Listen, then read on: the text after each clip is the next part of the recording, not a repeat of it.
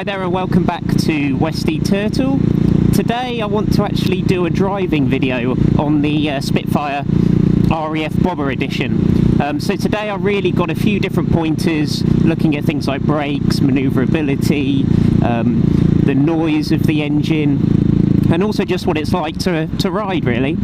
So yeah, I thought we'll go out for a bit of a ride and go through those bits.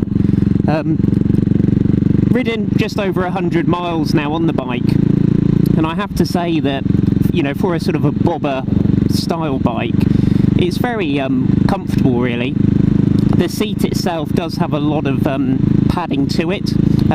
You do feel quite a lot of vibration because of it being a single cylinder, but in terms of probably doing say 50 miles or so, it's actually pretty good.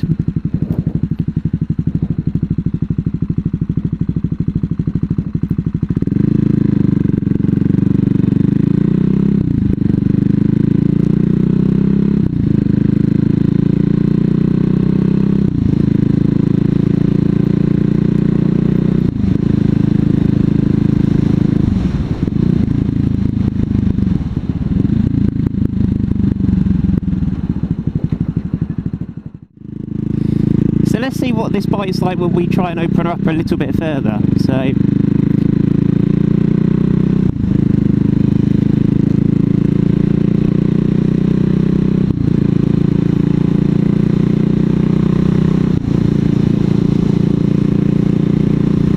hopefully you can get the sound through the microphone, but it is very, very loud. But it actually sort of sounds a bit like a Spitfire in a way. Actually, it's quite a sort of a thuddy noise really. Well, that person gave quite a good look in the car next to me there. But I mean, in terms of speed, I'm doing about 55, and you wouldn't really want to be going any faster than that, especially for a long distance, to be honest. Because of the noise, of course, there's no wind restraint in front of you here as well, so there is quite a bit of buffeting.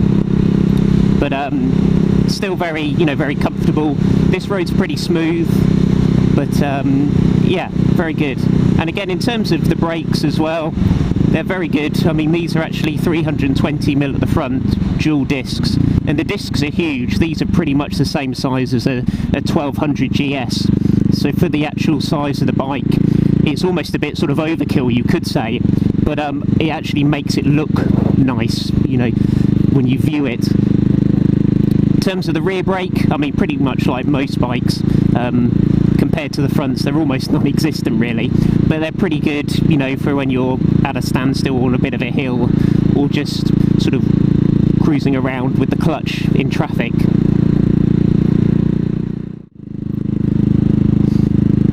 With regards actually to the sort of seating positioning, for a bobber actually the pegs are quite far forward.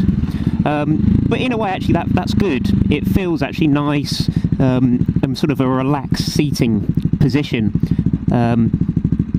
So again, for sort of journeys from A to B, it's fine, to be honest. The pegs themselves, they're quite long. They reach out quite a long way, so sometimes actually getting to the clutch, you know, to do the gearing, that can be a bit tricky actually to get used to, because it is sticking out quite a long way.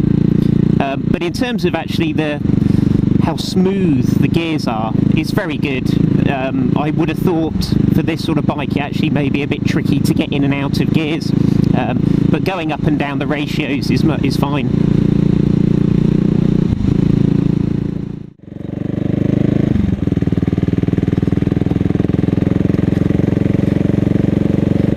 Right, so let's have a look and see what this bike's a bit like in the corners, shall we? So we'll do a nice run here, see what it's like. Being that it's a single, you really sort of feel it here. You need to give it a bit of busy revs, but it's pretty good.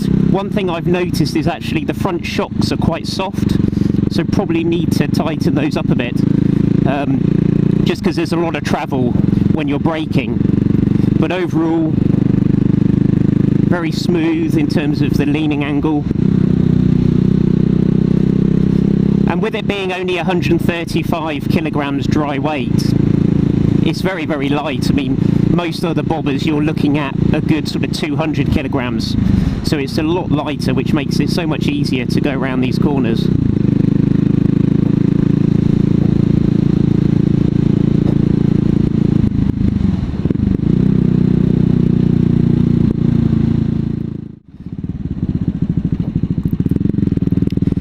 In terms of anything really that needs, should we say, tweaking, like I say, just the front forks slightly, and the other thing as well is the stand. So the stand itself, you actually need to get off the bike to put it down. But we've also found two things really. They actually it sits quite far to the rear of the bike, and it's also fairly short. It doesn't come out that far. So we've noticed that with a bit of wind or on an uneven surface, the bike could easily fall over. So that's something we've raised with CCM, and they know about, so they're actually looking to do something for that, whether that be positioning it slightly further forward or maybe even making it slightly longer as well. I'm hoping a bit of both. But I mean, overall the bike's brilliant. It's really one of those sort of collectible bikes that you really look to cherish, and it's great for a small sort of going from A to B. You know, there's nothing really sort of digital on this bike at all, which is great, because that's what it's not what it's designed for. So overall, CCM, I have to say you've done a brilliant job with the bike, and I think that, you know, lots of people should have a look. There's different variants of the bikes, and they all look really nice. But no, thank you for watching, and hopefully you like the video, and hopefully there'll be some more to come as well.